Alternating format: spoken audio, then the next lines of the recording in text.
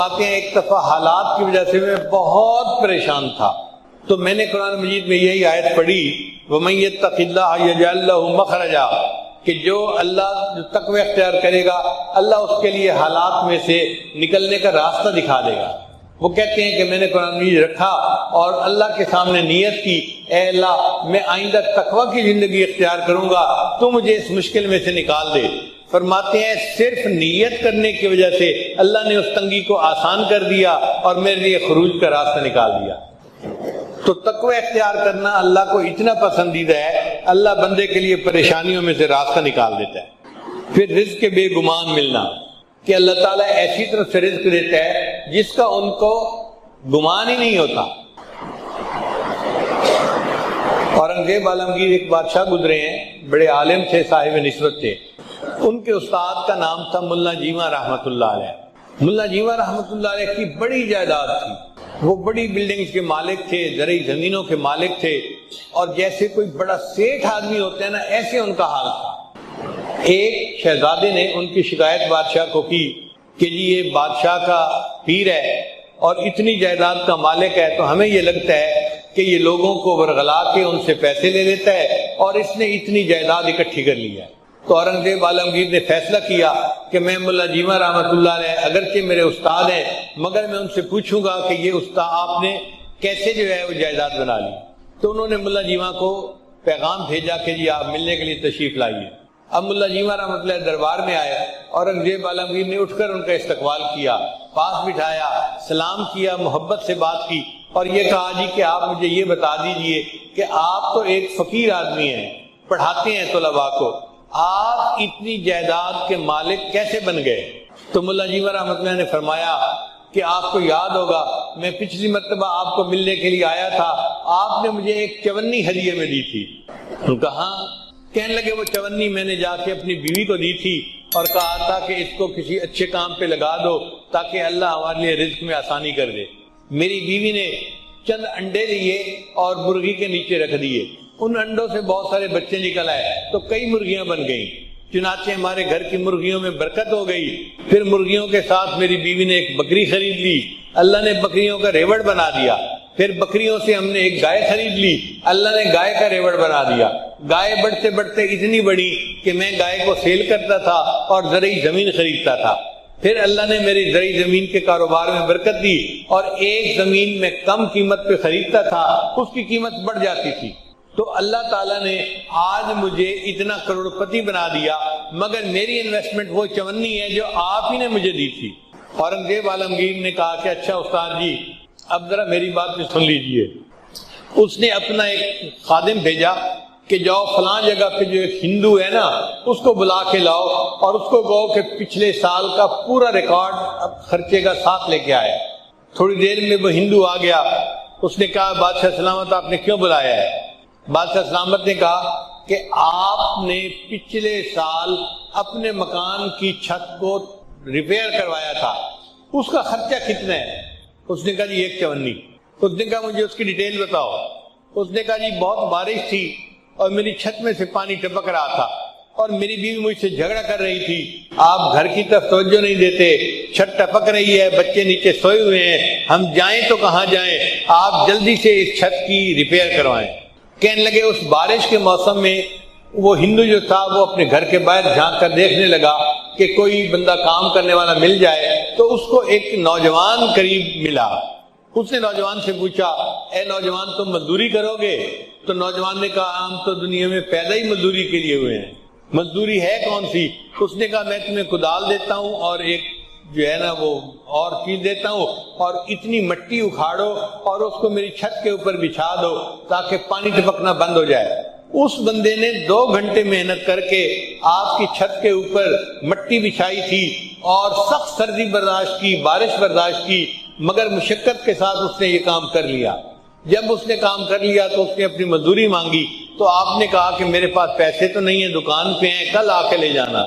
اس نوجوان نے جواب دیا میں ایک دفعہ جب کہیں سے چلا جاتا ہوں تو دوبارہ پھر وہاں نہیں آیا کرتا، آپ مجھے جو دینا ہے ابھی دو۔ تو میرے پاس ایک چونی تھی، میں نے اس مزدور کو کہا کہ یہ چونی لو اور چلے جاؤ۔ بادشاہ نے کہا ہاں تم نے اس کو چونی دی تھی، استاد جی وہ مزدور میں تھا، میں نے اس کے گھر کی چھت کو ریپیئر کیا تھا اور مجھے اس پر یہ رزق حلال ایک چونی ملی تھی، جب آپ میرے پاس آئے تو میں نے آپ کو ہدیے کے طور پہ وہ چونی دی، اس چونی میں اللہ نے برکت ڈالی، آج آپ کروڑوں کی جائیداد کے مالک بن گئے ہیں۔ اللہ ایسی طرف سے رزق دیتا ہے جس کو بندے کو گمان ہی نہیں ہوتا۔ تو پریشانیاں تو آتی ہیں، اس دنیا میں کون ہے جو پریشان نہیں ہے؟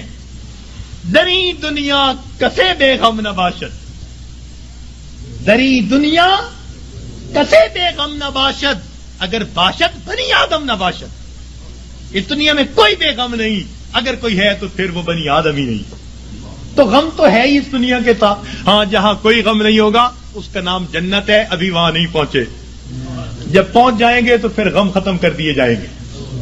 لا خوف علیہم ولا ہم یحزنون، یہ کہہ دیا جائے گا۔ دنیا کے اندر تو یہ غم آئیں گے، مگر یہ غم کبھی کبھی آتے ہیں۔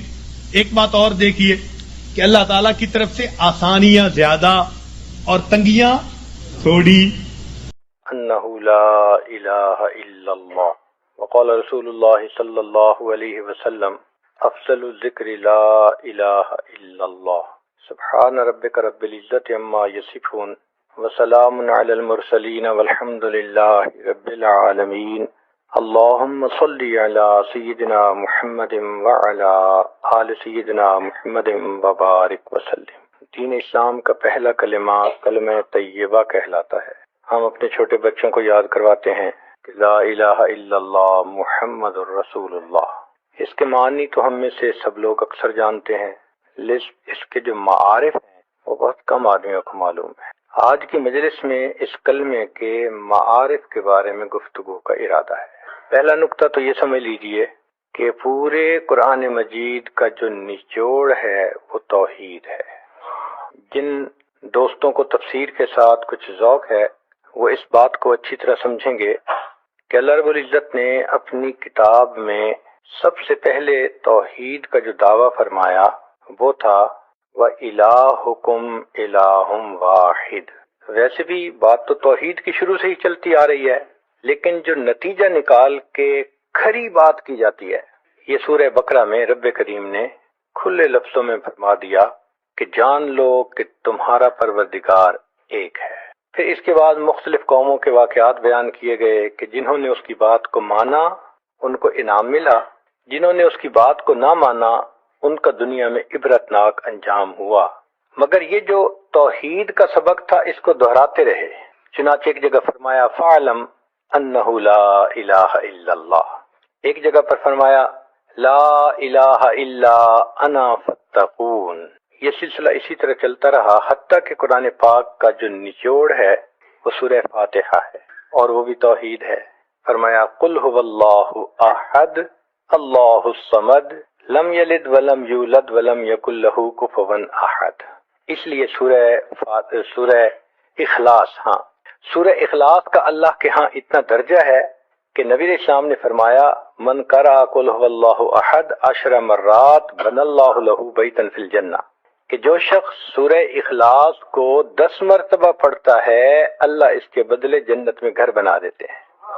تو قرآن مجید کا لب لباب نچوڑ وہ توحید باری تعالی ہے، اور اس لیے نبی علیہ السلام جب اس دنیا سے پردہ فرمانے لگے تو آپ کا آخری پیغام امت کے نام جو سیدہ شریک اللہ عنہا نے بالکل کان لگائے منہ کے قریب اور سنا تو نبی السلام فرما رہے تھے التوحید التوحید وما ملکت ایمانکم، تو توحید کا ہی پیغام دے کر گئے۔ اگر آپ غور کریں تو محبت کے مختلف درجات ہوتے ہیں۔ جب کسی چیز کی محبت دل میں آئے تو سب سے پہلی کیفیت کو رغبت کہتے ہیں کہ فلاں چیز کی رغبت دل میں پیدا ہوئی، میرے دل میں فلاں چیز کی رغبت پیدا ہوئی۔ پھر جب وہ رغبت زیادہ راسخ ہو جاتی ہے تو اس چیز کو حاصل کرنے کی تمنا ہوتی ہے، اس کو طلب کہتے ہیں۔ اور جب کسی چیز کی طلب بڑھ جائے کہ اس بنا چین نہ آئے تو اس کو محبت کہتے ہیں، اور ایک چیز محبت سے بھی اور اعلیٰ۔ ایک مرتبہ اس عاجز نے نوجوانوں سے پوچھا کہ بتائیں محبت کی معراج کیا ہوتی ہے؟ کسی نے کہا محبوب کے نام پہ جان لٹا دینا، مال لٹا دینا، سب نے جوانوں والی باتیں کی، پھر کہنے لگے کہ جی آپ بتا دیں۔ تو اس عاجز نے ان کو بات سمجھائی کہ دیکھو، محبت کی معراج یہ ہوتی ہے کہ محب اپنے محبوب سے اتنی محبت کرے کہ محبت میں بےتاب ہو کر اپنے محبوب کے قدموں پہ اپنا سر رکھ دے، اپنے محبوب کو اپنا معبود بنا لے۔ یہ محبت کی معراج ہوتی ہے۔ چنانچہ اللہ رب العزت سے بندے کا وعدہ ہے، لا الہ، نہیں کوئی معبود سوائے۔ اس کا معنی یہ ہوا کہ اے اللہ، میرے دل میں جو محبتوں کی انتہا ہوگی، جو معراج ہوگی، وہ فقط آپ ہی کے لیے ہوگی۔ تو یہ چھوٹا سا عہد نہیں جو بندہ اپنے رب سے کرتا ہے، اس لیے تو اللہ تعالیٰ اس کی زندگی کے پچھلے سب گناہوں کو معاف فرما دیتے ہیں۔ اب ذرا غور کیجئے کہ اللہ تعالیٰ اس تعلق کی جو کمزور قسم ہے، رغبت، اس کو بھی غیر کے لیے پسند نہیں فرماتے۔ چنانچہ قرآن مجید میں فرمایا کہ ایمان والے کہتے ہیں انا الی اللہ راغبون، یعنی رغبت ہو تو دل میں اللہ کی ہو، پھر طلب ہو دل میں تو بھی اللہ کی۔ جو غیر کو طلب کرتے ہیں، فرمایا ضعف الطالب والمطلوب، یہ طلب کرنے والے جن کو طلب کیا جا رہا ہے یہ بودے ضعیف ہیں۔ پھر محبت ہو تو اللہ کی، فرمایا والذین آمنوا اشد حبا للہ، اور اگر عبادت انسان کرے تو وہ بھی اللہ کی، فرمایا فعلم انہ لا الہ۔ اب یہاں نقطہ سمجھنے والا ہے کہ جو پروردگار ابتدائی کیفیت تعلق کی رغبت، اس کو بھی غیر کے لیے پسند نہیں فرماتے، جو انتہائی کیفیت عبادت ہے اس کو کسی غیر کے لیے کیسے پسند فرمائیں گے؟ اس لیے فرمایا میرے بندے، جو گناہ لے کے میرے پاس آئے گا میں بخش دوں گا، لیکن اگر شرک کر کے آئے گا میں تیرے اس گناہ کو کبھی معاف نہیں کروں گا۔ معاذ اللہ عنہ کی روایت ہے کہ ما من عبد یشہد ان لا الہ الا اللہ وان محمدا عبدہ ورسولہ الا حرمہ اللہ علی النار۔ بخاری شریف کی روایت ہے کہ جو بندہ کلمہ پڑھ لیتا ہے، اللہ جہنم کی آگ اس کے اوپر حرام فرما دیتے ہیں۔ عتبان بن مالک لانو کی روایت ہے ان اللہ حرم علی النار من قال لا الہ الا اللہ یبتغی بہا وجہ اللہ، مقصود کلمہ پڑھنے سے اللہ کی رضا ہے، اللہ جہنم کی آگ کو حرام فرما دیتے ہیں۔ ایک حدیث مبارکہ میں نبی صاحب نے فرمایا من قال لا الہ الا اللہ مخلصا دخل الجنہ، جس نے اخلاص سے لا الہ الا اللہ پڑھا جنت میں داخل۔ پوچھا گیا وما اخلاصھا، اس کا اخلاص کیا ہے؟ فرمایا ان تحجزک اما حرم اللہ علیک، اللہ نے جو تیرے اوپر حرام قرار دیا، یہ کلمہ تجھے اس حرام کام کے کرنے سے روک دے۔ تو جس نے کلمہ ایسا پڑھا کہ وہ حرام کاموں سے رک گیا، یہ کلمہ اس کو جہنم سے نجات عطا فرمائے گا۔ اس لیے ایک حدیث پاک میں مستیقناً کا لفظ ہے، ایک میں ہے یصدق لسانہ، ایک میں ہے یقولها حقا من قلبہ، ایک حدیث میں ہے قد ذل بها لسانہ واطمأن بها قلبہ۔ اس کلمے کی کچھ شرائط ہیں جو قرآن مجید سے ثابت ہوتی ہیں۔ علم ہونا، چونکہ وقت کم ہے، کچھ باتوں کو یہ عاجز بس صرف ریڈ کرے گا، امید ہے کہ آپ سمجھتے جائیں گے۔ تو علم ہونا، فرمایا فعلم انہ لا الہ الا اللہ، یقین ہونا، انما المؤمنون الذین آمنوا باللہ ورسولہ ثم لم یرتابوا، شک نہیں ہونا چاہیے، یقین ہونا چاہیے۔ پھر قبول ہو، فرمایا اجعل الآلہۃ الہ واحدہ ان ھذا لشیء عجاب، پھر انقیاد اور استسلام ہو، انیبوا الی ربکم واسلموا لہ، پھر صدق ہو، والذی جاء بالصدق وصدق بہ، اخلاص ہو، مخلصین لہ الدین، اور محبت ہو۔ چنانچہ فرمایا قل ان کان آباؤکم وابناؤکم واخوانکم وازواجکم وعشیرتکم واموال اقترفتموها وتجارۃ تخشون کسادها ومساکن ترضونها احب الیکم من اللہ ورسولہ وجہاد فی سبیلہ فتربصوا حتی یأتی اللہ بامرہ۔ تو معلوم ہوا کہ اللہ کی محبت مومن کے دل میں ہر چیز کے اوپر غالب ہونی چاہیے۔ اس کلمے کو قرآن مجید میں کلمہ طیبہ کہا گیا۔ ضرب اللہ مثلا کلمۃ طیبۃ کشجرۃ طیبۃ اصلها ثابت وفرعها فی السماء، اس کو کلمۃ التقوی کہا گیا۔ وعلمہم کلمۃ التقوی وکانوا احق بها واہلها، اس کو کلمۃ الحق کہا گیا۔ الا الا من شہد بالحق وهم یعلمون، کلمۃ الباقیہ قرآن پاک میں کہا۔ وجعلها کلمۃ باقیۃ فی عاقبہ لعلہم یرجعون. اس کو عہد کہا گیا کہ یہ بندے کا اللہ سے ایگریمنٹ ہے، عہد ہے. لا یملکون الشفاعۃ الا من اتخذ عند الرحمن عہدا. اس کو حسنا کہا. فاما من آتا وصدق بالحسنى فسنيسره لليسرى. اور اس کو عروۃ الوثقی کہا. وَيُؤْمِن بِاللَّهِ فَقَدِ اسْتَمْسَكَ بِالْعُرْوَةِ الْوُثْقَى. اس کو قول ثابت کہا. یثبت اللہ الذین آمنوا بالقول الثابت فی الحیات الدنیا. اس لیے جتنے انبیاء بھیجے گئے اسی کلمہ کی تلقین کے لیے، تعلیم کے لیے دنیا میں بھیجے گئے. اللہ تعالیٰ فرماتے ہیں وَمَا أَرْسَلْنَا مِن قَبْلِكَ مِن رَسُولٍ إِلَّا نُوحِي إِلَيْهِ أَنَّهُ لَا إِلَٰهَ إِلَّا أَنَا فَاعْبُدُونِ.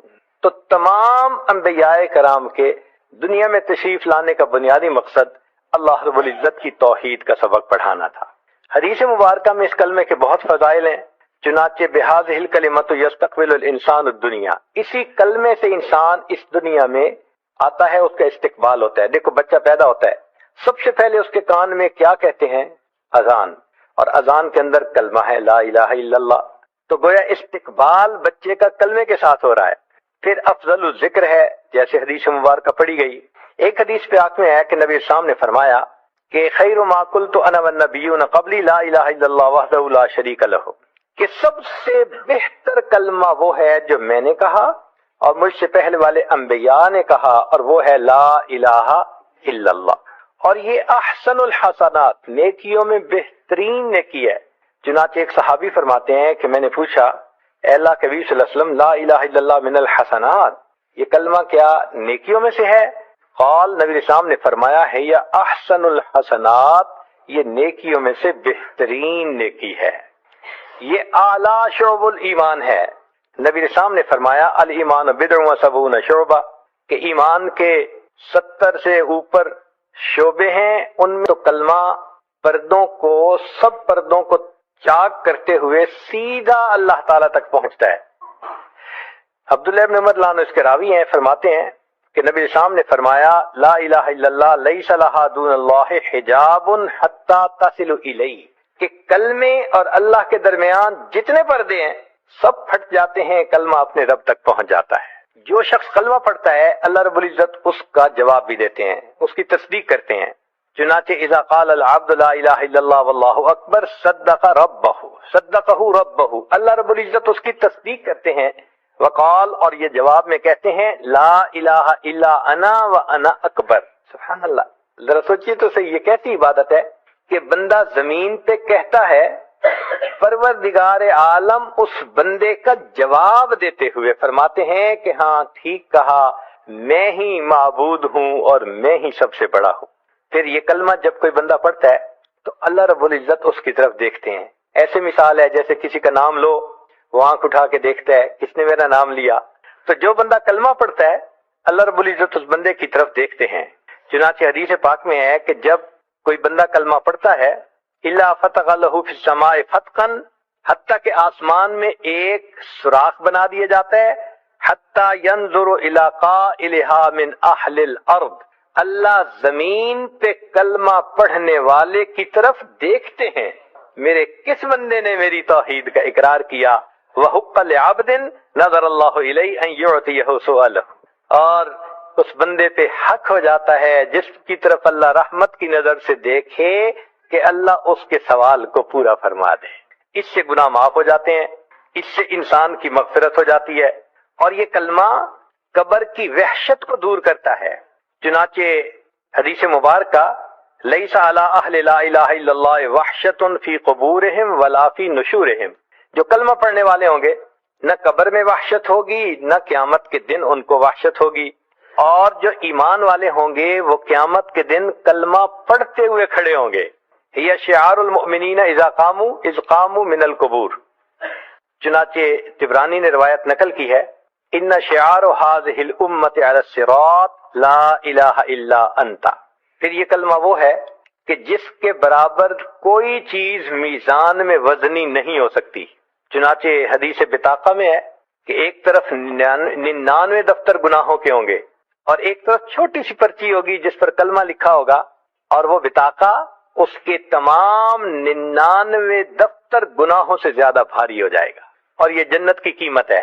چنانچہ فرمایا من کان آخر کلامہ لا الہ الا اللہ دخل الجنہ، وہ جنت میں داخل ہو گیا۔ یہاں تک تو قرآن مجید کے جو قرآن مجید میں فضائل ہیں کلمہ کے یا حدیث مبارکہ میں ہیں وہ فضائل آپ نے سنے۔ اس میں سے بہت سارے فضائل وہی ہیں جو اکثر طلباء علماء پڑھتے رہتے ہیں۔ اب اس سے تھوڑا اگلی بات کریں، وہ ہیں اس کلمہ کے معارف۔ اس کا موقع سننے کا اکثر نہیں ملتا، اور اس کی کتابیں بھی اکثر عام نہیں ہوتی، وہ مشائخ کی کتابوں میں ہوتے ہیں۔ اس کلمے کو مشائخ سلوک نے تزکیہ اور تصفیہ کی بنیاد کہا ہے۔ اس لیے ہمارے نقشبندی سلوک میں بھی تحلیل لسانی کا سبق ہے، لا الہ الا اللہ، لا الہ الا اللہ ہزاروں مرتبہ پڑھتے ہیں، لاکھوں مرتبہ۔ اور چشتیہ سلسلہ میں بھی اسی طرح روزانہ 12 تسبیح پڑھتے ہیں، دواز دے، اور اس میں بھی لا الہ الا اللہ کا ذکر کرتے ہیں۔ تو معلوم ہوا کہ جو بندہ بھی اللہ رب العزت تک پہنچنے کا ارادہ کرتا ہے یہ کلمہ اس کے لیے فائدہ مند ہے۔ جیسے کسی چیز کو دھو دیا جاتا ہے یا صحن میں جھاڑو لگا کے اس کو صاف کر دیتے ہیں میل کو، یہ کلمہ بھی اسی طرح انسان کے دل پر گناہوں کے معاملے میں جھاڑو پھیر دیتا ہے اور دل کو صاف کر دیتا ہے۔ ہر سالک کو چاہیے کہ وہ 2 طرح کے شرک سے بچے۔ ایک کو شرک جلی کہتے ہیں کہ جو کھلا اور واضح شرک ہے۔ بعض لوگ درختوں کو پوجا کرتے ہیں، بعض لوگ پتھروں کی پوجا کرتے ہیں۔ اس قسم کا جو شرک ہے اس کو شرک کے جلی کہتے ہیں۔ تو ایک تو ہے اس سے 100% بچنا، اور ایک شرک اور بھی ہے جس سے نہیں بچ پاتے، وہ شرک خفی کہلاتا ہے۔ شرک خفی کا کیا معنی؟ کہ من میں صرف اللہ کی محبت ہو، غیر کی طرف میلان نہ ہو۔ اب اگر آپ دیکھیں تو انسان اپنے نفس کی خواہش کو پورا کرتا ہے، اللہ کے حکم کو ایک طرف رکھ دیتا ہے، یہ حقیقت میں شرک خفی کہلاتا ہے۔ وہ زبان سے یہ توحید کا اقرار کرتا ہے مگر مانتا تو رب کی نہیں ہے نا، مانتا تو اپنے نفس کی ہے، اور یہ نفس بھی انسان کا معبود بن جاتا ہے۔ چنانچہ قرآن مجید میں اللہ تعالیٰ فرماتے ہیں آفرأیت من اتخذ الہہ ہوا، کیا دیکھا آپ نے اس کو جس نے اپنی خواہشات کو اپنا معبود بنا لیا؟ تو خواہش پرستی، زن پرستی، زر پرستی، نفس پرستی، یہ سب کی سب بت پرستی ہی کی اقسام ہیں، خدا پرستی کوئی اور چیز ہے۔ یہ شرک خفی بہت عام ہے، اس سے بچنا یہ ایمان کامل کے لیے لازم ہے، اور یہی ہماری محنت کا میدان ہے کہ ہم اتنی محنت کریں کہ ہم اپنے نفس کو پامال کریں، اس کو توڑیں، اور اس کی انانیت ختم ہو جائے، حتیٰ کہ ہم اللہ رب العزت کی ہر حال میں عبادت کرنے والے بن جائیں۔ تو چنانچہ تصوف و سلوک کا بنیادی مقصد شرک خفی سے بچنا ہے، کہ انسان کے من میں اللہ بس جائے، انسان کے دل میں اللہ آ جائے، انسان کے دل میں اللہ سما جائے، بلکہ سچ کہوں انسان کے دل میں اللہ چھا جائے، ایسی دل کی کیفیت ہو جائے۔ اور یہ ذکر و اذکار سے یہ کیفیت آسانی سے حاصل ہو سکتی ہے۔ بتوں کو توڑ تخیل کے ہوں یا پتھر کے، ان نفسانی شیطانی بتوں کو تو توڑنا پڑتا ہے، کہنا پڑتا ہے ایک مقام پہ آ کے پروردگار عالم ترکت اللات والعزى جميعا، میں نے سب لات اور منات کو چھوڑ دیا آپ کی خاطر، بس آپ ہی ہیں جو میرے معبود ہیں، آپ کے سوا کوئی معبود نہیں۔ ایک بات ذرا سمجھ لیجئے، اس کائنات میں اللہ رب العزت کے بعد جتنی نفس کی پوجا کی گئی ہے کسی دوسرے بت کی اتنی پوجا نہیں کی گئی۔ سب سے زیادہ انسانوں نے اپنے نفس کو پوجا ہے، نفس کے پجاری، جی کرنا تو وہ ہے جو مرضی آئے گی، یہ نفس کی پوجا ہی ہے نا۔ اس شرک خفی سے نجات پانا یہ بگ چیلنج ہے، یہ آسان نہیں ہے، اس کے لیے محنت کرنی پڑتی ہے۔ اور یہ بھی آپ نہیں کہہ سکتے کہ جی آج بات سمجھ آ گئی بس میں نفس کی نہیں مانوں گا، ایسے نہیں کام چلتا۔ یہ نفس بہت ضدی ہے، یہ اللہ کی نافرمانی پہ تلا رہتا ہے، اپنی منوانا چاہتا ہے۔ اس کے زور کو توڑنے کے لیے پھر مجاہدے کرنے پڑتے ہیں، چاہے وہ کھانے پینے کے مجاہدے ہوں، چاہے اللہ والوں کی صحبت میں رہنے کا مجاہدہ ہو، اور چاہے ہر حال میں سنت کی اتباع کا مجاہدہ ہو۔ کیونکہ باجید بسطامی رحمۃ اللہ فرماتے تھے میں نے 20 سال تک مجاہدے کیے مگر ہر حال میں نبی علیہ السلام کی سنت پر عمل کرنے سے بڑا مجاہدہ میں نے دنیا میں کوئی نہیں دیکھا. تو مشائخ یہ مجاہدہ کرواتے ہیں اور پھر انسان کامل انسان بنتا ہے. پھر اس کے اندر سے ماں سوا کی محبت نکل جاتی ہے اور ایک اللہ رب العزت کی محبت اس کے دل میں آتی ہے. اسی لیے کہنے والے نے کہا عشق کی آتش کا جب شعلہ اٹھا ماں سوا معشوق سب کچھ جل گیا. عشق کی آتش کا جب شعلہ اٹھا ماں سوا معشوق سب کچھ جل گیا. تیغ لا سے یعنی لا کی تلوار سے تیغ لا سے قتل غیر حق ہوا. دیکھیے پھر بعد اس کے کیا بچا. پھر بچا اللہ باقی سب فنا. مرحبا اے عشق تجھ کو مرحبا. یہ اللہ کی محبت ہوتی ہے, اللہ کا عشق ہوتا ہے جو ماں سوا سے انسان کو یکسو کر دیتا ہے. شاد باد اے عشق خوش سودائے ماں, اے دوائے جملہ علت ہائے ماں, اے دوائے نخوت و ناموس ماں, اے کہ افلاطون و جالی نوس ماں. یہ اللہ کا عشق یہ افلاطون اور جالی نوس ہوتا ہے, انسان کی من کی بیماریوں کو مٹا کے رکھ دیتا ہے. تو اللہ کی محبت پیدا کرنے کے لیے ہمارے مشائخ نے کہا کہ سالک کو دو کام کرنے پڑتے ہیں, ذکر کی کثرت کرے, سنت کی اتباع کرے. سنت کی اتباع سے نفس کے اوپر مجاہدہ آئے گا اور وہ کمزور ہوگا, اور کثرت ذکر کے اللہ کی محبت آئے گی اور انسان کے لیے عبادت میں لگنا آسان ہو جائے گا. سبحان اللہ, یہ کتنی صاف بات ہے جو سمجھ میں آنے والی ہے. اب یہاں تک کہ جو معارف تھے یہ بھی سمجھ میں آنے والے تھے. اس سے تھوڑا اگلی بات بھی سمجھ لیجئے کہ اللہ رب العزت سے دو انبیاء کا تعلق بہت خاص, ویسے تو سب کا خاص تھا لیکن خاص میں سے بھی خاص. ایک کو اللہ رب العزت نے اپنا خلیل بنایا اور دوسرے کو اللہ رب العزت نے اپنا حبیب بنایا. ایک تھے سیدنا ابراہیم علیہ السلام, ان کو خلت ملی, اور ایک تھے سیدنا رسول اللہ صلی اللہ علیہ وسلم, ان کو محبوبیت ملی. یہ دو خصوصی مقام ہیں رب کریم کی طرف سے. خلیل کہتے ہیں دوست کو, یہ لفظ قرآن مجید میں بھی استعمال ہوا. اس لیے جو لوگ برے دوست بناتے ہیں قیامت کے دن جب ان پر حقیقت کھلے گی کہیں گے یا لیتنی لم اتخذ فلانا خلیلا, اے کاش میں نے فلاں کو دوست نہ بنایا ہوتا. اور یہ خلیل کا لفظ احادیث میں بھی یعنی استعمال ہوا. نبی اسلام نے فرمایا لو کنت متخذی خلیلا لاتخذت ابا بکر خلیلا, اگر میں نے دنیا میں کسی کو دوست بنانا ہوتا میں ابو بکر کو دوست بناتا, مگر میرا دوست تو فقط اللہ ہے. ایک جگہ پر نبی علیہ السلام نے فرمایا المرء علی دین خلیلہ فلینظر احدکم من یخالل, کہ انسان بندہ اپنے دوست کے دین پر ہوتا ہے. تو یہ خلیل کا لفظ قرآن و حدیث کے اندر استعمال ہوا نظر آتا ہے. ایک ہے لفظ محبوبیت کا, یہ بھی قرآن مجید میں استعمال ہوا اور حدیث پاک میں استعمال ہوا. جیسے فرمایا کہ قل ان کنتم تحبون اللہ فاتبعونی یحببکم اللہ, اللہ تم سے محبت کریں گے, تم اللہ کے محبوب بن جاؤ گے. اور حدیث مبارکہ میں ہے, چنانچہ جب نبی علیہ السلام معراج پر تشریف لے گئے تو رب کریم نے فرمایا یا محمد صلی اللہ علیہ وسلم سل تعطا, مانگیے آپ کو عطا کیا جائے گا. نبی علیہ السلام نے فرمایا فقال رب انک اتخذت ابراہیم خلیلا, اے اللہ آپ نے تو ابراہیم علیہ السلام کو اپنا خلیل بنا لیا ہے. فقال, اللہ رب العزت نے جواب دیا الم اعطک خیرا منہا, اے میرے محبوب کیا میں نے آپ کو اس سے بہتر رتبہ نہیں عطا کیا. اتخذتک حبیبا, تمہیں میں نے اپنا محبوب بنا لیا. سبحان اللہ.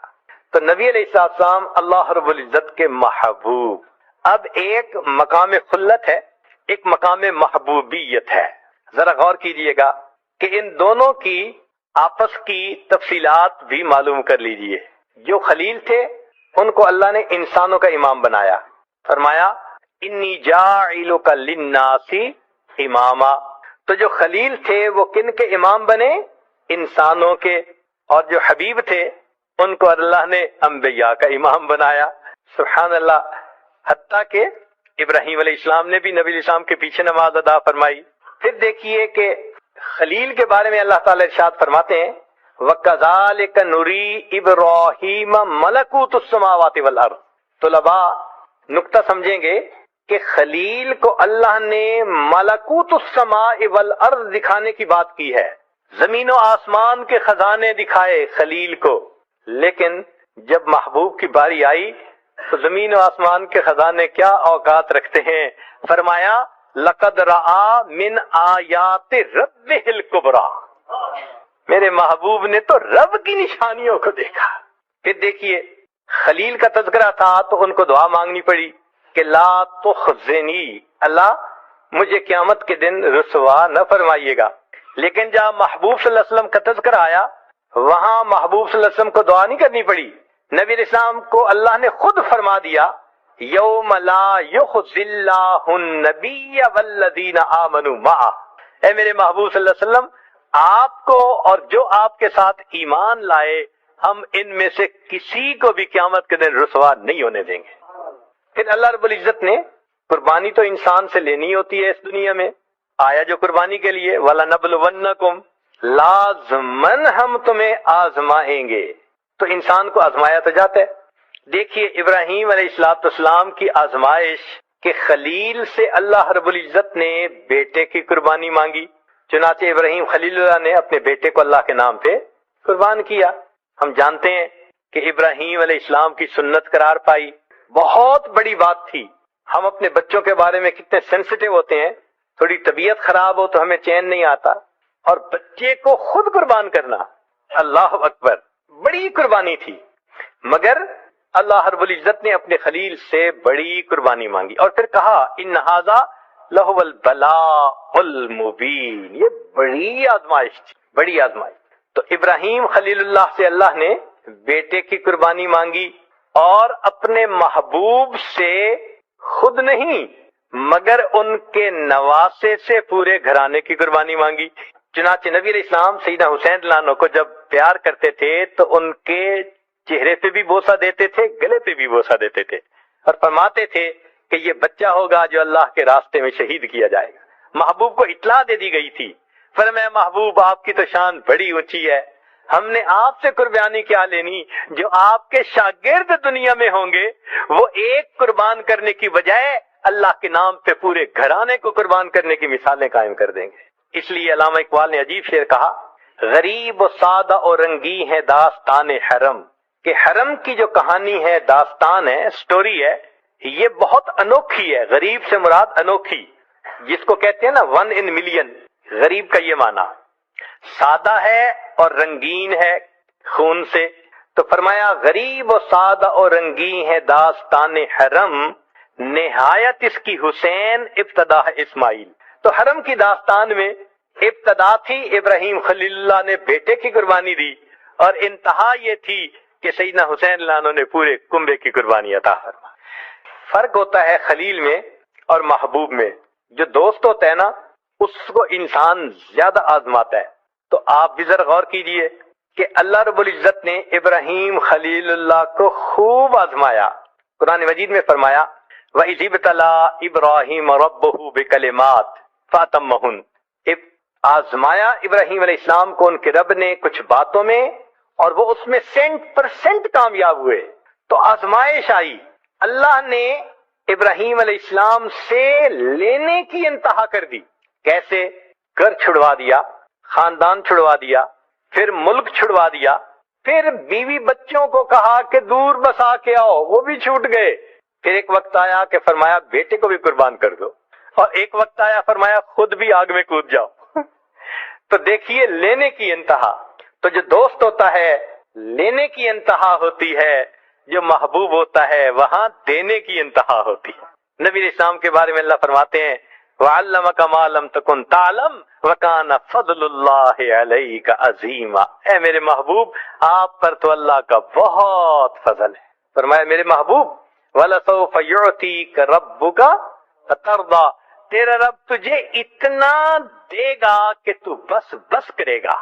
تو خلیل سے لینے کی انتہا اور محبوب صلی اللہ علیہ وسلم کو دینے کی انتہا، یہاں تک بھی بات آسانی سے سمجھ میں آ جاتی ہے۔ اب ذرا اس سے بھی ایک اور گہری بات ہے، طالب علم ہونے کے ناطے آپ کی خدمت میں پیش کرتا ہوں کہ ابراہیم علیہ السلام کو اس دنیا میں مقام نفی میں کمال حاصل ہوا. ابراہیم علیہ السلام کو اس دنیا میں مقام نفی میں کمال ہوا. انہوں نے ماں سوا کی نفی کر دی. فرمایا ان صلاتی و نسکی و محیای و مماتی للہ رب العالمین. اور پھر فرمایا کہ میرے یہ حکم ہوا وما انا من المشرکین، اور میں مشرکین میں سے نہیں ہوں. انی وجہت وجہی للذی فطر السماوات والارض حنیفا وما انا من المشرکین. تو نفی کر دی انہوں نے معبودوں کی. ایک اللہ کے اوپر ایسا ایمان تھا کہ ماں سوا کے بتوں کو توڑ کے رکھ دیا. یہ ابراہیم علیہ السلام کے اس دنیا میں کمال تھا. مقام نفی میں جتنا کمال ان کو حاصل ہوا اتنا کسی کو حاصل نہیں ہوا. چنانچہ ایک وقت وہ بھی آیا کہ جب دنیا کے اسباب تو چھوٹ گئے تھے، جبرائیل علیہ السلام مدد کرنے کے لیے آئے کہ میں آپ کو آگ سے بچاؤں. اللہ کا حاجہ. تو ابراہیم علیہ السلام نے فرمایا کیا میرا پروردگار جانتا ہے کہ میں اس حال میں ہوں؟ انہوں نے کہا ہاں اللہ تعالیٰ جانتے ہیں. فرمانے لگے حسبی سؤالی علمہ بحالی، کہ اللہ رب العزت جانتے ہیں میں کس